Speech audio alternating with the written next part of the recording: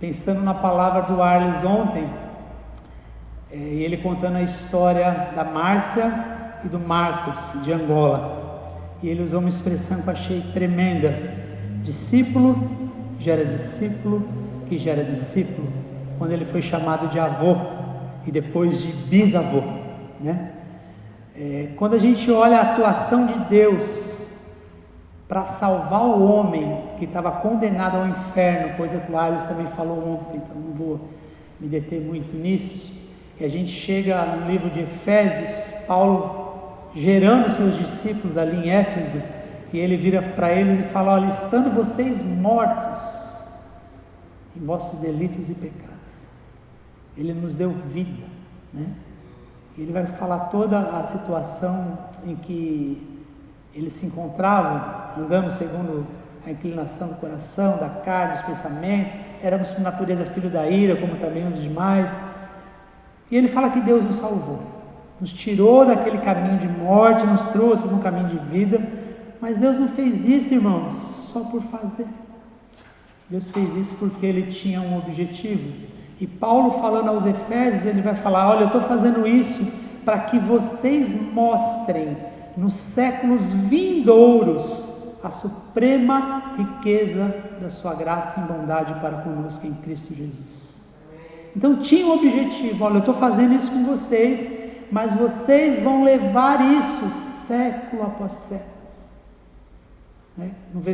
Esse versículo 7 de 2, no versículo 10 ele vai falar: pois sois feituras dele, criadas em Cristo Jesus para as boas obras, as quais Deus preparou de antemão para que andássemos nela. Lá em cima ele vai falar: vocês andavam no pecado e agora vocês vão andar nas boas obras. As duas ideias são iguais, são ideias de um ato contínuo. Eu andava num ato contínuo do pecado, agora eu ando num ato contínuo das boas obras. Que boas obras? Levar a graça de Deus como agente transmissor dessa graça. E isso foi se passando século após século, século após século. E aí a gente vê a história da Europa, da Inglaterra. Inglaterra é essa que foi e colonizou os Estados Unidos. E a gente olha para essas igrejas hoje, como estão essas igrejas? Aonde será que essas igrejas erraram? Quando a gente olha na grande comissão, a gente gosta muito da promessa: eis que estarei convosco todos os dias, até a consumação do século.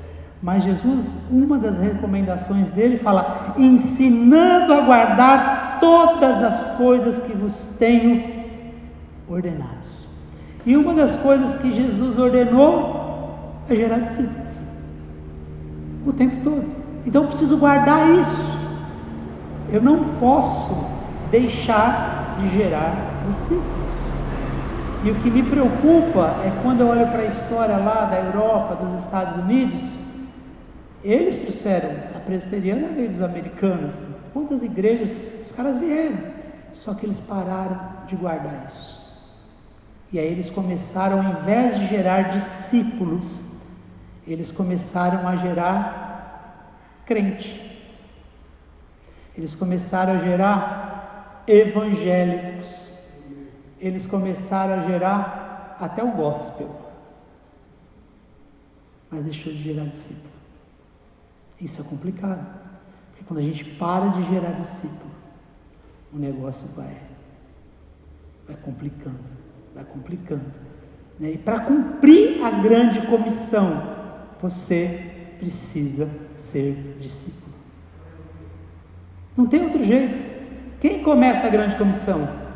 Os discípulos. E séculos após séculos foram gerando outros discípulos. Seu louvor estava show. Uma das frases do seu louvor, você falou que você quer se queimar, se desgastar, não é isso? Como uma vela. A vela se desgasta para iluminar o outro. Será que nossas igrejas estão querendo se desgastar para iluminar o outro? Quando a gente vê essa situação, isso é preocupante para nós, porque o Brasil vai correr o mesmo risco deles, de daqui a alguns anos a gente está entrando numa apostasia. Isso é sério, né? Isso é sério.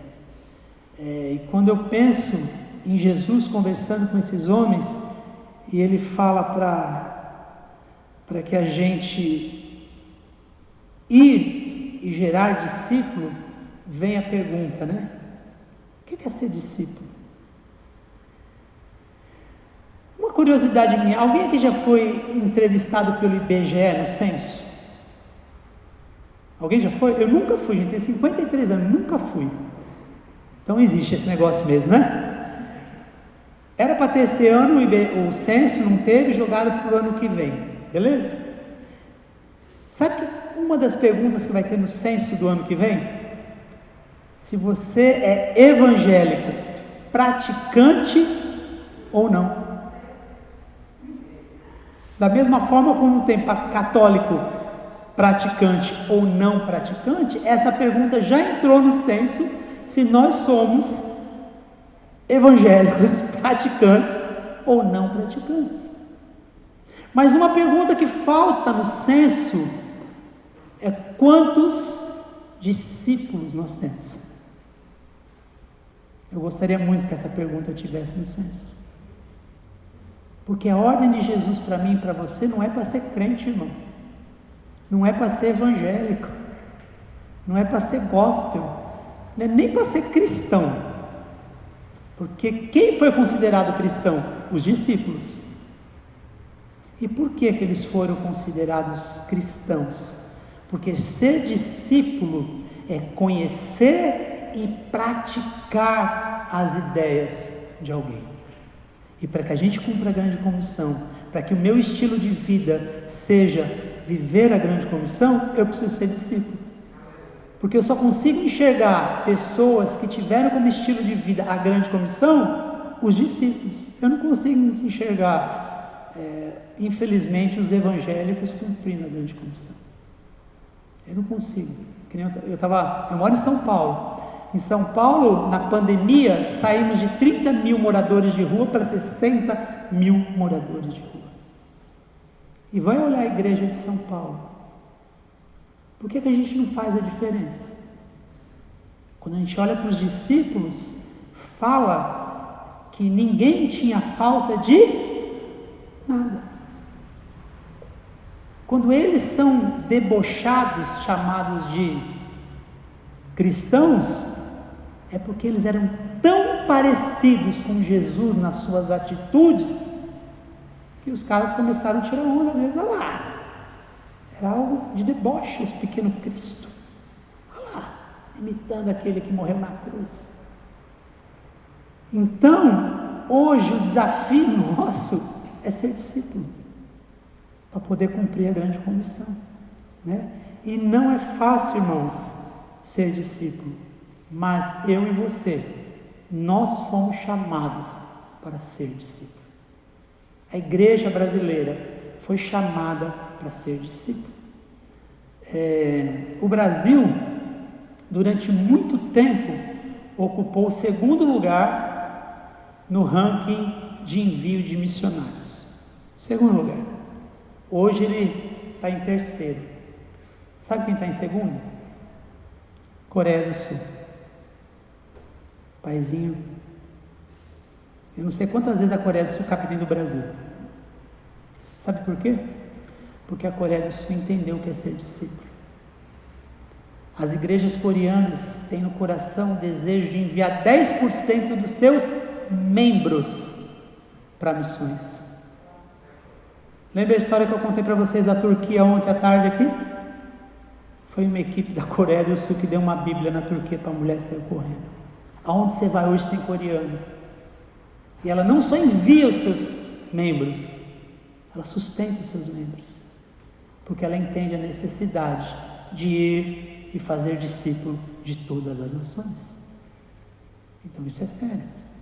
Então, o que precisamos entender é que nós somos chamados para sermos discípulos, né? E o que é a ideia de você conhecer Jesus?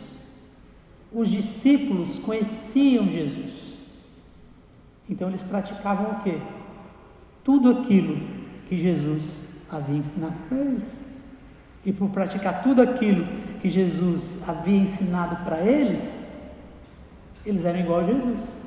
Se fosse um mineiro falando, igual que nem que Jesus era, do mesmo jeitinho, igualzinho. Mermin, é Mermin, né? Já é Fortaleza? Então, é que é uma cultura toda misturada aqui nessa pessoa.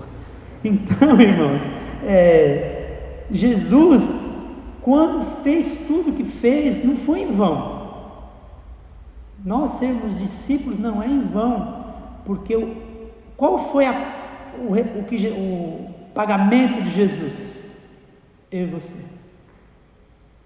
Quando eu vi o Arles falando ontem, qual foi o pagamento do Arles?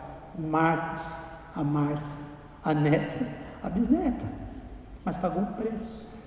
Pagou um preço para que isso acontecesse. Então hoje as pessoas, elas conhecem as ideias de Jesus que lhe apraz.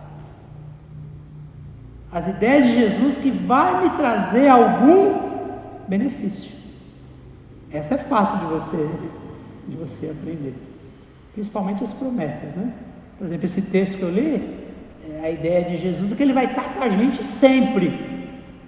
Mas Ele quer estar com a gente sempre fazendo o quê? Discípulos. Mas eu pego a parte que me abraça. Qual que é a parte? Não, nunca vou estar sozinho. Eu mesmo já falei, não, olha, qualquer lugar do mundo que você estiver, se estiver no meio do mar sozinho, Jesus vai estar com você. Vai mesmo. Mas você está indo lá para uma ilha para falar do Evangelho para alguém. Então, nós precisamos entrar nas ideias de Jesus, que mudam uma sociedade.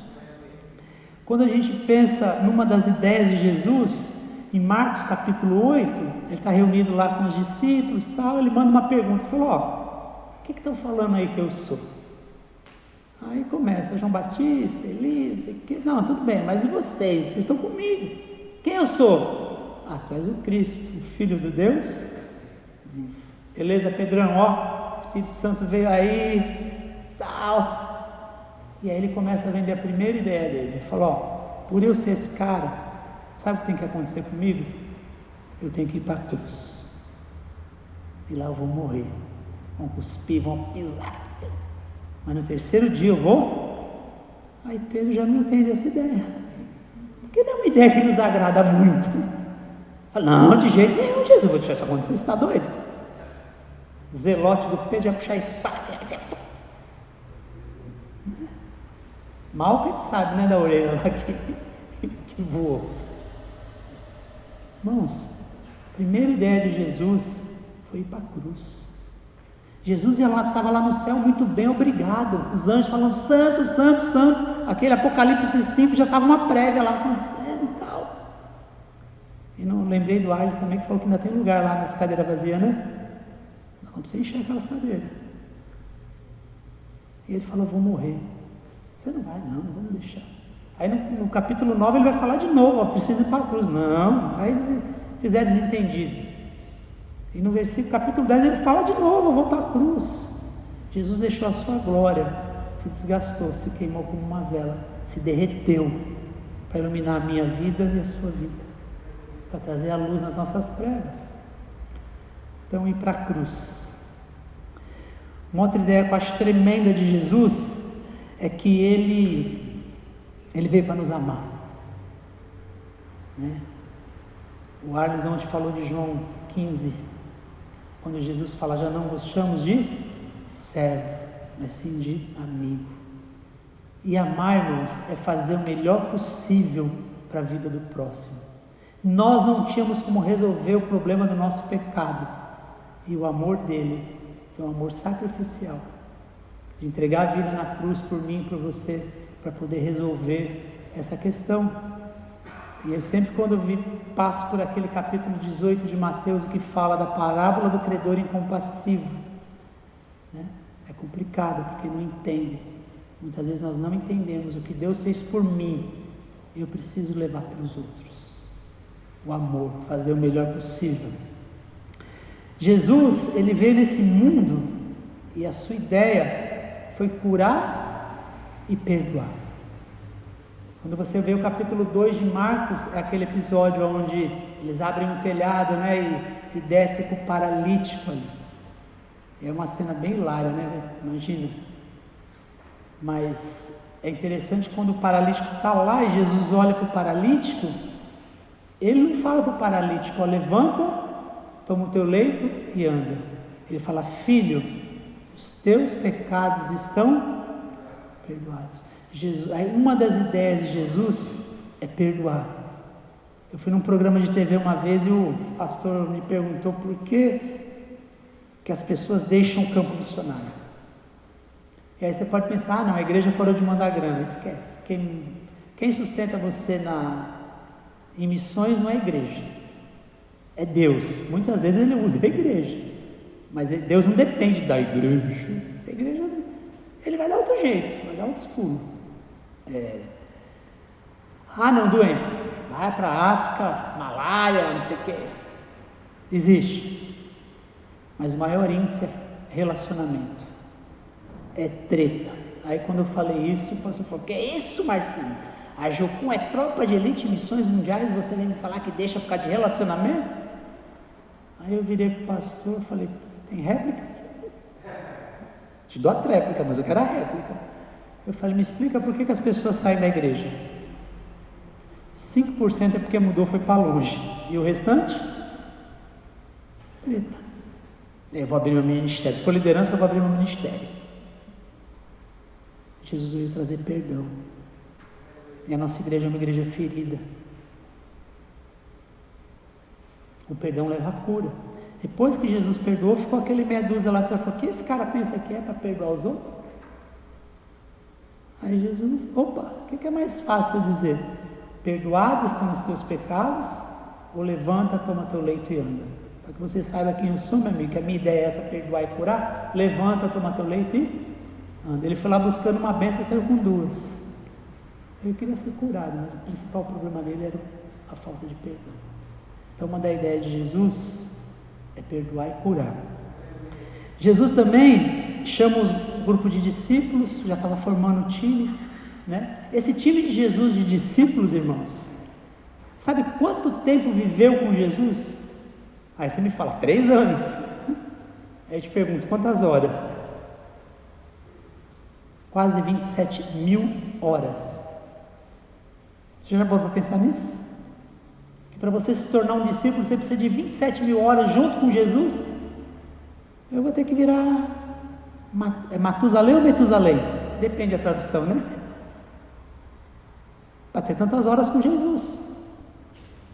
Porque se você for contar, vai ser tipo 1 hora por dia. E tá difícil essa 1 hora por dia com Jesus. Os discípulos tinham 24 horas por dia com Jesus, né?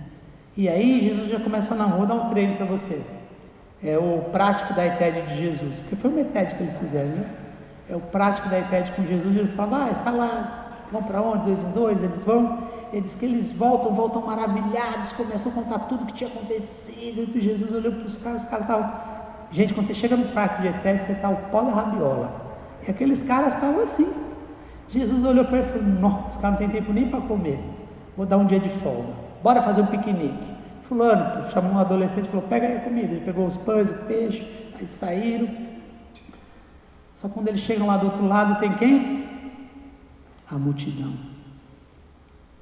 Aí Jesus falou, opa, cancela o piquenique. Vamos ter que trabalhar. E aí cancelou o piquenique. E ele cancelou o piquenique porque ele olha para a multidão e se compadece dela. Uma das ideias de Jesus é se compadecer do outro. E se compadecer é se colocar no lugar do outro. Ter compaixão. Jesus fez isso por mim e por você. Se colocou no nosso lugar na cruz, né? Outra ideia de Jesus.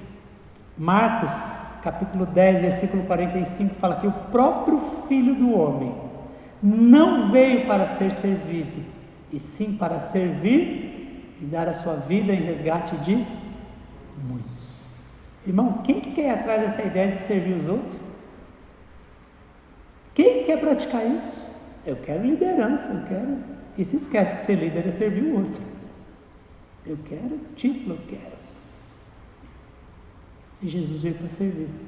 É interessante que Jesus serviu as pessoas em vida, aonde quer que Jesus estava. Sabe qual era a primeira pergunta que Jesus fazia quando eu chegava em algum lugar?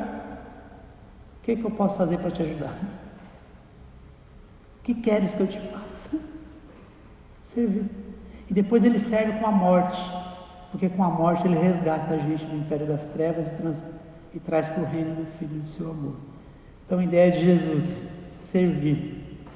Lucas 19:10 vai falar que o Filho do Homem veio buscar e salvar o perdido. Uma da ideias de Jesus é que ninguém se perca, ele quer salvar. E o capítulo 15 de Lucas vai falar lá, tudo que se perdeu ele foi atrás até achar, inclusive o filho pródigo. Buscar e salvar o perdido, salvação aos gentios, levar essa salvação. Em Filipenses 2 vai mostrar Jesus renunciando tudo. Ele não teve por usurpação ser igual a Deus, antes a si mesmo se esvaziou, se tornando em figura. Então, irmãos, olha que desafio para mim e para você. Para que eu e você nos tornemos discípulos, nós precisamos conhecer essas ideias. Beleza, até aí é fácil. Mas nós precisamos praticar essas ideias. Porque a partir do momento que a gente pratica essas ideias, porque as pessoas conhecem, gente, a história. As pessoas conhecem a história de Jesus. Pergunta para qualquer um. O que é 25 de dezembro? Pá, nasceu Jesus. Domingo de Páscoa, ressurreição. Sexta-feira, morreu. E na igreja está assim, as pessoas só conhecem a história de Jesus, mas não conhecem o Jesus da história. E se nós não conhecemos o Jesus da história, nós não vamos poder cumprir a grande comissão, porque isso não vai nos atrair, isso não vai nos incentivar, não vai nos desafiar, e a gente vai ficar de boa. Ah, tá tranquilo. Arles falou sobre a promessa de Deus para Abraão: sai da tua terra, da tua parentela, vai para a terra, eu te mostrarei, abençoarei os que te abençoares, amaldiçoarei os que te amaldiçoarem. De ti farei uma grande nação, e você, Abraão, vai abençoar todas as famílias da terra. Então, uma ideia de Jesus é levar a bênção para as famílias da terra, através da minha vida e da sua vida. Olha que coisa doida, né? Então, a pergunta é, mas como, Marcinho? Né? Como a gente vai fazer isso? Como que eu vou me tornar discípulo? Irmão, se você só vai para o banco da igreja, você não vai ser um discípulo. O máximo que você vai ser é um crente, muitas vezes um crente meia boca. Né? Como o Arles falou aqui, que por uma época da vida dele, ele era o crente Raimundo, né? Pé na igreja, pé no mundo. Eu vou me tornar discípulo quando eu entender que Jesus não me chamou para fazer nada em primeiro lugar. Em Marcos capítulo 13 vai falar que Jesus, Marcos 3, versículo 13 e 14, vai falar que Jesus escolheu o que ele quis. Primeira coisa que eu quero que você entenda: Jesus quis te escolher. Você não está aqui porque você decidiu vir aqui. Foi ele que foi atrás de você. É ele que bate na porta, não é eu. Está entendendo? Foi ele que fez isso. E ele quis que eu e você estivesse com ele em primeiro lugar, para estar com ele, estar com Jesus. Os discípulos, como eu disse, tiveram 26 a 27 mil horas com Jesus. E eu e você? Quanto tempo nós temos tido com Jesus? Tempo com ele. Sabe o que é tempo com Jesus? É aquilo que ele vai falar em Mateus 6, ó, entra no teu quarto, fecha a tua porta e fala em secreto com teu pai. Isso é tempo com Jesus. Culto é tempo com Jesus. Escola bíblica dominical é tempo com Jesus. Mas eu preciso de mais tempo com Jesus. Eu me lembro que eu fui recuperado em um centro de reabilitação chamado Esquadrão da Vida de Bauru. E aí eu lembro que quando eu cheguei lá, assim, não entendia nada desse negócio de crente, essas coisas aradas. Tinha minha mãe lá que era crente, e que para mim era uma guerra constante, porque trevas e luz, né? Então era uma guerra constante. Esse negócio de crente para mim nunca. Mas eu estava com problema com droga, precisava me recuperar, fui para esse lugar. E eu lembro que eu cheguei nesse lugar numa sexta-feira. No sábado, da sexta para o sábado, na verdade, começava um tal de um jejum de 24 horas. Eu falei, que negócio de jejum de 24 horas? Não sei nem o que é jejum. Ele falou, não, você não vai precisar fazer não, porque você chegou hoje e tal. Eu falei, opa, que bom. Mas eu ia ficar lá 9 meses, né? Então, toda uma vez por mês tinha esse jejum. Mas da oração você não tem como tirar você. Eu falei, oração? Eu falei, oração. Mas que oração? Eu falei, não, a gente tem um relógio de oração, que vai começar às 11 da noite, quando terminasse o culto, e vai até o outro dia, 5 horas da tarde, quando ia começar outro culto para entregar o jejum. Eu falei, vai ficar, não, é de hora em hora vai um grupo lá, e o seu horário é das 4 às 5 da manhã. Eu olhei assim e falei, tá de brincadeira comigo, quero ver quem me tira da cama 4 da manhã para ir orar, né, que apareciam lá para me acordar. E aí me levaram para uma salinha, era uma salinha de uns 2,5 por 2,5 assim, na qual tinha uma lista de pedidos de oração assim. E aí as pessoas começavam a orar por aqueles pedidos. Meu amigo, dava meio-dia, mas não dava 5 da manhã, aquela hora nunca acabava. Você assiste um jogo de futebol, são 2 horas, você não vê passar, mas 1 hora de oração, um negocinho demorado. E eu quase que saí correndo ali. Isso foi da sexta para o sábado. Superei. Quando chegou no sábado, no domingo era visita, não teve problema. Na segunda-feira começou o programa diário da casa de recuperação. Levantava às 6 horas da manhã. 6h30 para eu ir para uma sala com 40 homens. E aí ia ler provérbios. Do dia, falava que era o horóscopo do crente, provérbios. Porque tem um para cada dia do mês, né? Então você lia e aí compartilhava provérbios. Aí ia tomar o café às 7 da manhã. Chegava no café 80 homens. Cada um tinha que falar um versículo. Porque você não podia repetir o do outro. Aí voltava, eles tipo iam sentados e falavam, ó, agora você vai ler 1 hora o Novo Testamento. Começa em João. E o primeiro dia eu fiquei assim, eu pegava a folha assim, ó. Ficava com a folha aberta, ficava olhando para a folha assim, na minha cabeça estava não sei na onde. Aí vi um tempo mais ou menos que dava o tempo de ler a página, né? Aí quando eu vi alguém mudando a página, aí beleza, deu a 1 hora. Quando terminou 1 hora, o cara falou, você leu até onde? Eu falei, até o 6. Ele falou, o que fala no capítulo 1? O que fala no 2? Ele falou, não adianta você me enganar, amanhã você vai começar no 1 de novo, tá bom? É para você ler. Eu falei, Jesus. Aí terminou aquilo, começava um estudo bíblico até meio-dia, das 9 ao meio-dia. Aí você ia almoçar aquela roda de novo, cada um versículo. E chegava à noite, antes da janta, depois do banho, meia hora o Velho Testamento. Não adianta querer enrolar, porque começando em Gênesis. Irmãos, foram 9 meses, melhor tempo da minha vida. Um tempo onde eu tinha 1h30 só para estar com a palavra. Tempo com Deus. Se nós não tivermos tempo com Deus, nós não vamos nos tornar um discípulo. Nós precisamos investir na leitura da palavra. Eu vejo o pessoal tudo aí atrás de poder. Ah, quer poder. Deus dá poder? Dá. Mas onde está o poder de Deus? Porque a palavra da cruz é loucura para os que perecem, mas para nós os salvos é o poder de Deus. Deus criou tudo pelo poder da sua palavra. Quer ser cheio de poder? Seja cheio da palavra. Tempo com Deus. E aí aquela hora de oração que a princípio foi um terror para mim,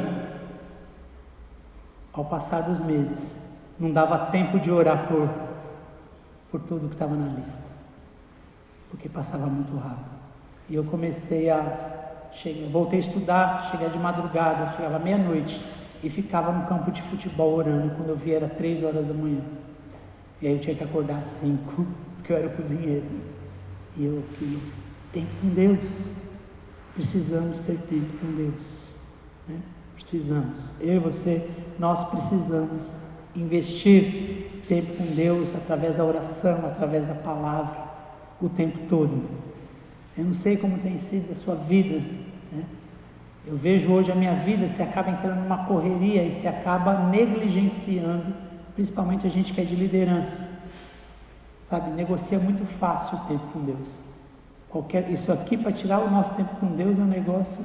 Se você levantar e ligar o WhatsApp, você esquece e você já começa a pensar nos problemas que você tem e o seu tempo com Deus vai ficando para trás. Então nós precisamos. Para quê? Que eu e você precisa disso? Para ser discípulo. O discípulo se abastecia na fonte todo dia.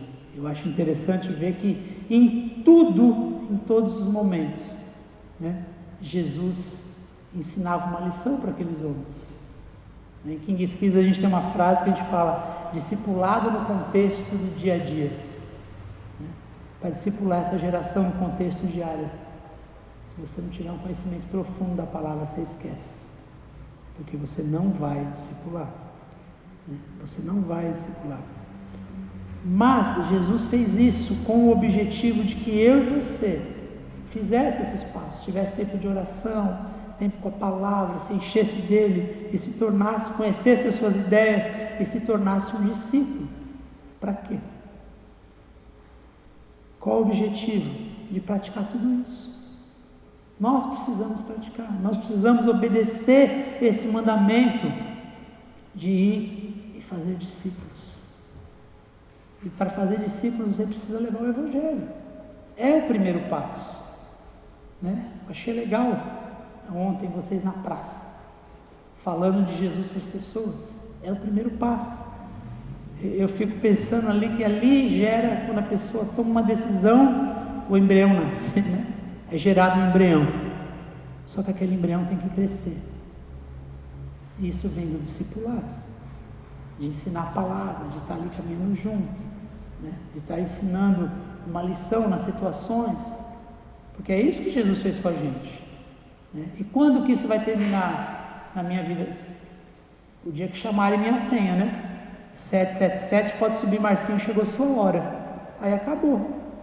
Porque Filipenses vai falar que aquele que começou a boa obra em nós há de aperfeiçoá-la até a volta. Então é um processo que nós vamos estar sempre crescendo com esse Jesus, conhecendo Ele nos ensinando, nos corrigindo, nos mostrando o caminho, né?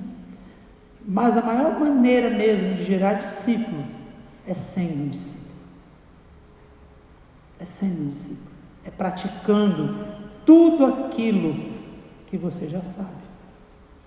Então, quando a gente pensa em praticar tudo aquilo que eu já sei, eu me pergunto: eu estou disposto a ir para a cruz? Aquele que quer vir após mim, negue-se a si mesmo. Tome sua cruz. De vez em quando, não. Dia após dia. E siga. Eu estou disposto a derreter como uma vela para iluminar os outros? É um desafio. Mas Jesus fez isso. E quando a gente olha para a história dos discípulos, eu faço Você foi no tour em São Paulo, né? Eu faço um tour em São Paulo Nós chegamos a entrar na igreja que tem os apóstolos e como eles morreram. Aí você entra lá, uma igreja católica, tem lá o Largo de São Bento. E aí como cada um dos apóstolos, dos discípulos morreram, renunciando à sua própria vida. Gente, renunciar pomposa é difícil. A nossa carne fala muito alto. Paulo fala para os irmãos de Efésios, fala: olha, fazendo a inclinação da vossa carne e dos pensamentos. E éramos por natureza filhos da ira, né? Então renunciar, viver, ir para a cruz é um desafio, mas é necessário, porque o reino de Deus é diferente do sistema do mundo. O reino de Deus você perde para ganhar, não é assim? Lembra lá de Ana lá orando, toda desesperada, Eucana com penina, ela engravidava, ela triste, o sacerdote sem nenhum discernimento vem, desce a lenha nela, você está bêbada, uma hora dessa. Ana não podia chutar o balde, virar para cá e falar: ô seu insensato, sem discernimento, você não está entendendo o que está acontecendo aqui não? Você conhece minha história? Mas Ana vira e fala: não, meu Senhor, a tua serva não está embriagada, tua serva está amarga de espírito. Puxa, o Senhor te conceda, né? As duas mulheres lá, que uma matou a outra, as duas prostitutas que Salomão fala, e aí uma pegou o filho morto, trocou com o filho da vida, e vai para Salomão: de quem é a criança? Ah, é minha. Não, é dela. Não, é minha. Não, é minha. É das duas? É das duas. Tá bom, vamos fazer o quê? Divide a criança no meio, dá metade para uma e metade para outra. Aqui não era a mãe, não queria perder de jeito nenhum. Ela fala o quê? Isso mesmo, o senhor está certo? Aqui era a mãe, fala: de jeito nenhum, dá a criança viva para ela, perde que ganha. Quando a gente renuncia, aquele que quiser ganhar a sua vida, perdê-la. Mas é um discurso que nem todos querem ouvir, né? Mas é necessário para a gente ser discípulo e viver a grande comissão como estilo de vida. Uma outra coisa que eu e você aprendemos com Jesus é amar. Jesus nos ensinou o amor. E quando a gente pensa em amor, a gente não pode deixar passar batido João 3,16, porque vai falar que esse amor foi um amor de tal maneira, né? Esse tal maneira deve ser um negócio tão grande, tão gigante, tão, né? E a gente conhece esse texto, até quem não frequenta igreja, se você falar esse versículo para ele, ele vai conhecer, né? E é bom ouvir esse versículo, porque vai estar falando do amor de Deus pela minha vida. Agora, se eu te perguntar, o que fala em 1 João 3,16? 1 João 3,16 vai falar assim, ó: conhecemos o amor nisso, que Cristo deu a sua vida por nós, e nós devemos dar a nossa vida pelos irmãos. Qual foi a última vez que você ouviu uma pregação com esse texto? As pessoas não querem ouvir,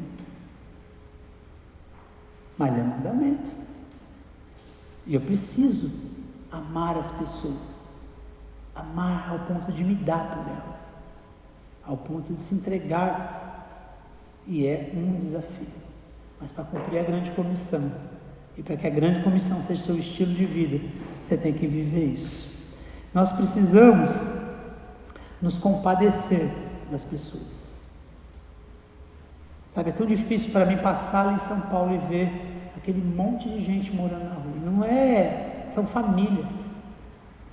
E aí você chega em casa à noite, você tem sua cobertinha cheirosa com o Comfort, né? Que a Miriam gosta do Comfort e tal. E os caras, o que nós estamos fazendo?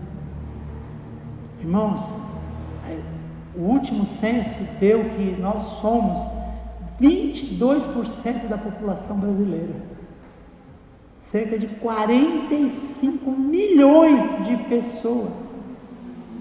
E por que a gente não muda a história dessa nação? Porque nós não somos discípulos, porque os discípulos mudaram a história no tempo deles. Você já imaginou se nós tivéssemos, vamos pegar os coreanos como exemplo, se nós tivéssemos 10% dos evangélicos, gospel, cristãos, discípulos, teríamos 4,5 milhões. Já pensou? 4,5 milhões. E aí, se cada um resolvesse um por ano, não, em um ano eu vou gerar um outro discípulo. Vamos dizer que a geração é 9,5, mas nós vamos fazer de um ano. Em 2 anos, nós seríamos 9 milhões de discípulos. Em 3 anos, 18 milhões. 4 anos, 36 milhões. 5 anos, 72 milhões. 6 anos, 144 milhões. E aí, no 6º ano, que ia ser o 7º, você já podia dar de folga para o primeiro, para ele descansar, tirar um ano sabático, porque ia sobrar serviço. Mas nós não fazemos isso. Porque eu estou salvo, muito bem, obrigado, glória a Deus, aleluia, eu vou para o céu, aqui meu passaporte, ó, visto eterno. Mas e os outros? Vamos levar o visto para os outros, gente. Né? Vamos nos compadecer uns dos outros. Nós precisamos servir aos outros, como igreja. Eu tenho visto algumas igrejas lá em São Paulo servindo. Né? Nessa pandemia, muitas igrejas se levantaram, começaram a fazer marmitecos, entregar nas ruas e tal, mas é muito pouco. É muito pouco servir as pessoas. Jesus nos serviu com o quê? Com tudo que ele tinha. Com tudo.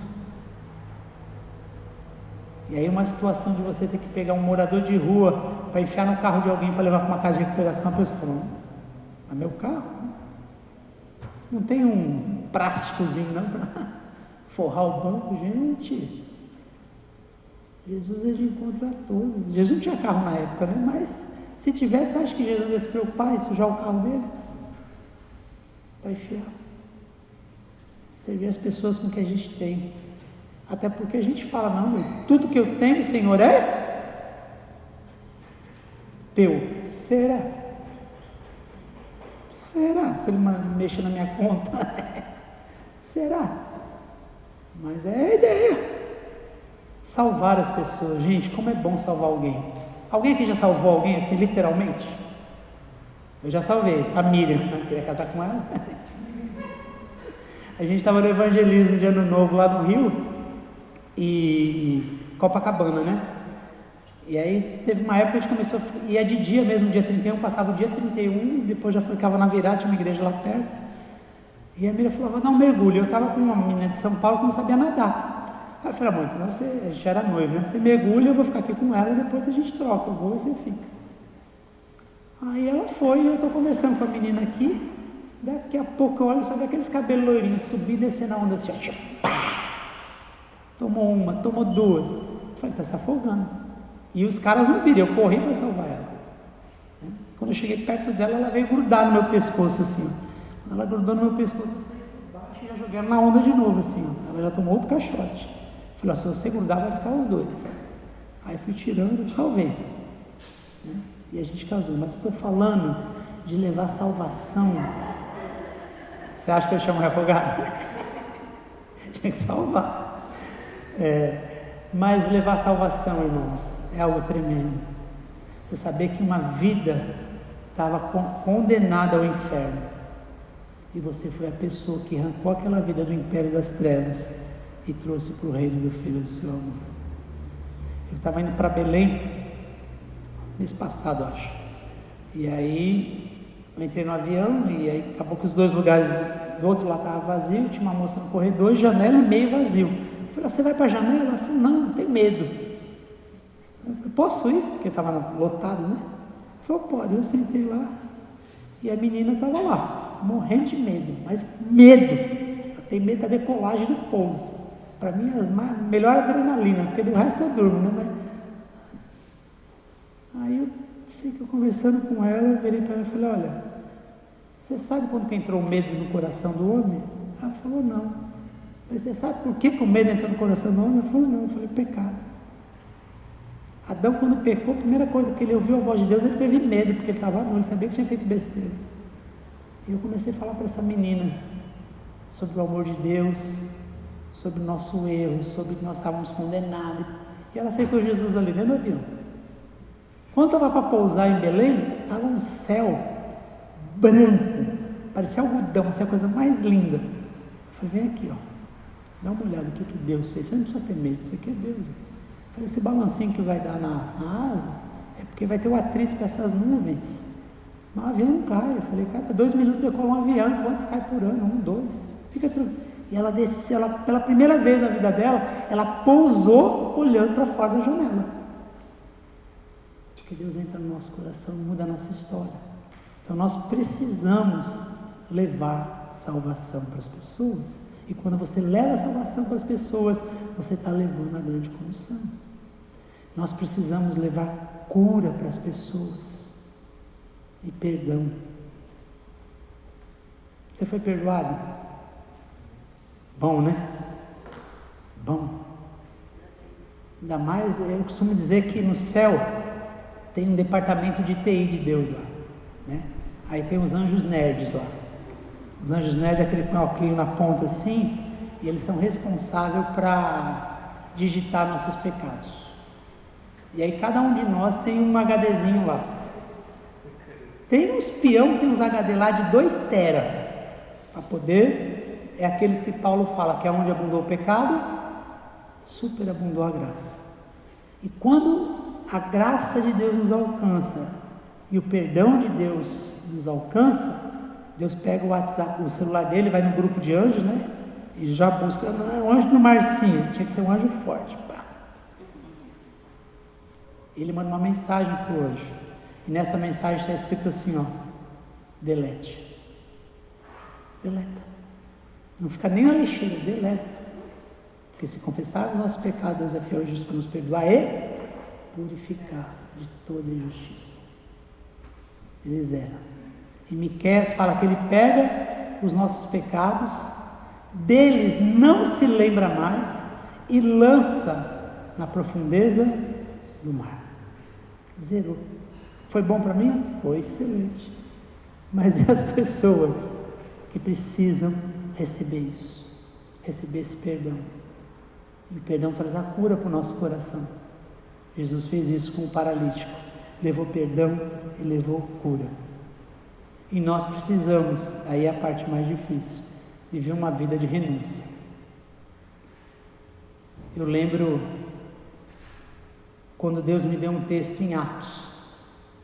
Eu falei, Senhor, mas será que eu aguento? Atos 20 e 24 fala assim, ó, em nada tenho a minha vida como preciosa, contanto que cumpra com alegria a carreira e o ministério que recebi do Senhor Jesus, para dar testemunho do Evangelho e da graça de Deus. Renunciar não ter a sua vida como preciosa. Os discípulos não tiveram a vida dele como preciosa.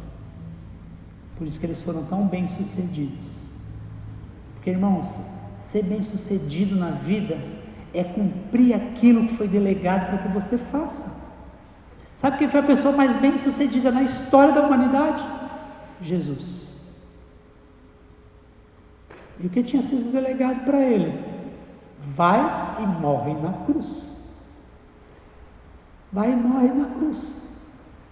E foi difícil para ele chegar na cruz, porque não queriam deixar, lembra de Pedro? Lembra? Ele disse, não, você não vai não. Quando tem a entrada triunfal de Jesus em Jerusalém, ele chega lá na frente, tudo acontecendo, e pergunta, mas quem é esse? Ah, é o filho de José. É o filho de José, lá, carpinteiro. Mas não era o filho de José, era o Messias, que ia para a cruz.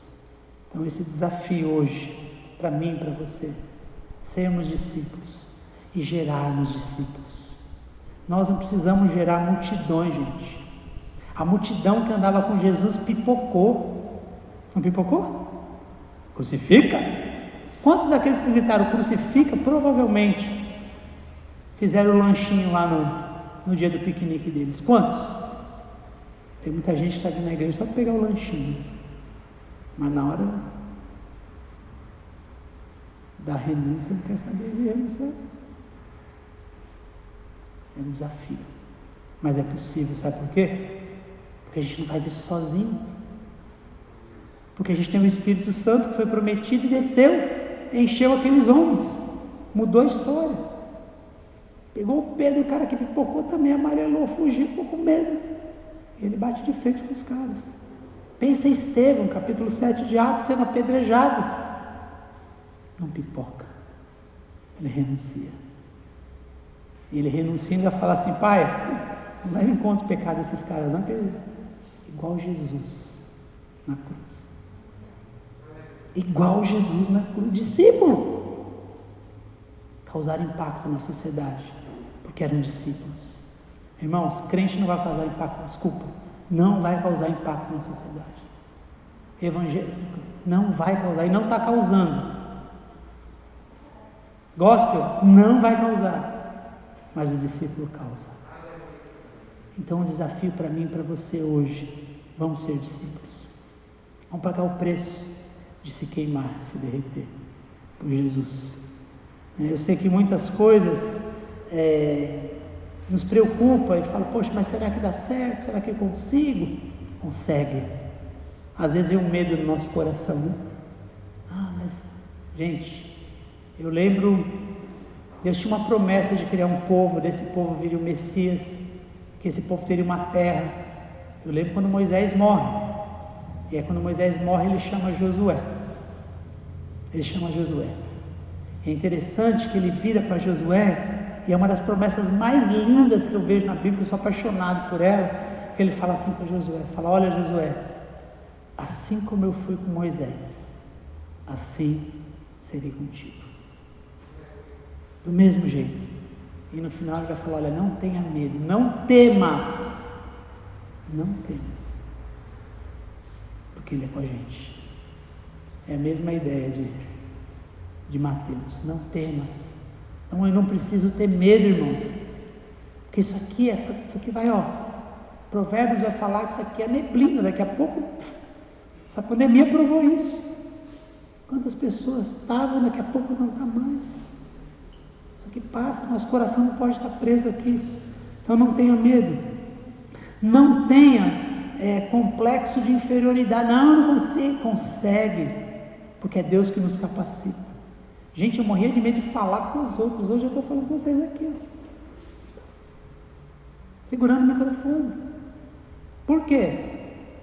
Porque Deus capacita. E no nosso caso de missionários, agora vai para os jocumeiros e para os futuros. Às vezes a gente pensa assim: não, mas essa vida de dependência de Deus é muito difícil. Gente, Jesus tinha um grupo de mantenedores dele.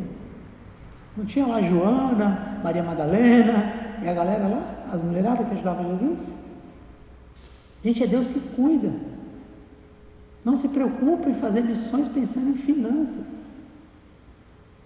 Eu lembro que eu vim de uma igreja, a Priscila conheceu, a igreja lá de Bauru, pastor Lelo, um homem que amava missões, morreu, continua amando no céu. E no dia de eu falar com ele, que eu ia para Jocum, era dia 2 de fevereiro de 95, e eu fui falar com o Lelão, e tinha acontecido um episódio com um casal de missionários nossos na África. Tiveram um problema com a liderança lá, quebraram o pau com a liderança, ligaram para o Lelo e falaram: Lelo, a liderança da Jocum aqui na África colocou a gente para fora de casa. Você imagina o Lelo. O Lelo ficou louco, ligou para o Jimmy aqui no Brasil, o Jimmy não atendeu, aí falou com o Gilberto, aí o Gilberto falou: Lelo, você ouviu a sua ovelha, eu preciso ouvir a minha ovelha. O Lelo ficou doido, falou: não, você não está acreditando em mim, não sei o quê. E nesse dia eu entrei no gabinete dele para falar que eu estava indo para Jocum. Ele falou: você não vai? Eu falei: como não vou? Não sabia o que estava acontecendo. Você não vai, não manda mais ninguém para essa organização, vocês não são sérios. Aí desceu a lenha. Falei: Lelo, não sei o que está acontecendo, meu amigo, mas você já preencheu meu formulário, já está tudo resolvido. Ele falou: não invisto mais um centavo na Jocum. Eu estava em Bauru, gente, sabe, para Contagem, eu tinha o dinheiro da viagem. 2 de fevereiro, metade começava dia 6. E aí eu falei: tá bom, Lelo, o problema é dinheiro, eu não estou preocupado com o dinheiro. Quem está me mandando para Jocum não é a igreja. Quem está me mandando para Jocum é Deus. E se Deus está me mandando para Jocum, eu vou para Jocum. Porém, contudo, entretanto, você é meu pastor e você tem que me abençoar. Ele falou: você está abençoado. Eu falei: assim funciona? Falei: todo mundo que foi para missões aqui que eu vi até hoje, você enviou. Você vai me enviar. Eu vou ajoelhar aqui, você vai orar por mim. Isso no gabinete dele. Aí eu ajoelhei e falei: vamos, estou aqui esperando. Ele meteu a mão na minha cabeça, orou. Mas não conta com o dinheiro da igreja. Eu falei: esquece o dinheiro da igreja. Aí eu fui. Saí daquele gabinete, irmão, que nem cachorro quando cai de mudança. Perdido. Aí fui. Quando eu estou na praça, naquela época, sabe como a gente se comunicava? carta social. Você sabe o que é carta social? É uma cartinha que você tinha que escrever à mão, comprava um selo de 1 centavo no correio, podia mandar 30. Nosso WhatsApp era isso. Levava uma semana para a carta chegar. Eu lembro que eu tinha mandado as 30 cartas sociais falando que eu ia para Jocum. E aí quando eu cheguei na praça de Bauru, na Rua Barbosa, eu encontrei uma amiga minha. Falou, mas sim, eu recebi sua carta, que bom que você vai para Jocum. Eu pensando, será? Enfim, tal. Ela falou, tem um negócio para te dar. Quando ela falou, tem um negócio para te dar, eu já quase estiquei a mão assim para falar, tipo, dá, né? Falei, vai me dar o dinheiro para eu pegar o ônibus. Aí eu falei, você pode dar. Ela falou, não, quando chegar na sua casa você lê. Eu falei, lê? Lê? Lê. Para que eu vou ler? Lê Josué 9. E eu lembro que eu estava na Praça Rio Barbosa, tinha a Casa da Bíblia. Fui na Casa da Bíblia, na época eu tinha lançado a Bíblia Shed, né, que era, né? Eu falei, moça, você tem uma Bíblia Shed? Ela falou, tenho. Eu falei, posso dar uma olhada? Ela falou, pode. Aí já fui em Josué 9. Aí estava escrito lá, não te mandei eu, se forte, corajoso, não temas, porque eu serei contigo aonde quer que andares. Irmãos, 26 anos, nunca me faltou nada. 26 anos, eu tenho conhecido Jesus. 26 anos, eu tenho me aplicado para tentar viver como ele viveu. Tem sido difícil, né? Principalmente, eles conhecem um pouco da minha história, as perseguições, mas no mundo tereis aflições, irmãos, mas tem de bom ânimo, venci o mundo e vamos para frente. Então, um desafio para nós nessa manhã, nessa conferência, é vivermos a grande comissão como estilo de vida. Mas o primeiro passo para isso acontecer é entender que eu sou um discípulo e viver como eles viveram e praticar tudo aquilo que um dia esse Jesus te ensinou. Eu conheci as ideias dele. Quais as ideias que Jesus já te ensinou? Ele não vai te cobrar aquilo que ele não te ensinou, mas aquilo que ele te ensinou. Eu vi isso na minha TED, luz é igual a responsabilidade. Não vai ter como você falar, eu não sabia. Eu não sabia que tinha amar. Não, eu não sabia que tinha que salvar. Eu não sabia que tinha que perdoar. Hoje eu contei tudo para vocês. Botei vocês num balaio de gato. Não tem mais como correr. Então que o Senhor nos abençoe. Que o Senhor levante dessa cidade homens e mulheres cheias do teu Espírito Santo, que estejam dispostas a serem discípulos de Jesus. E isso vai mudar essa cidade. Isso vai transformar essa cidade. E dessa cidade, Deus vai levantar homens e mulheres para ir para as nações.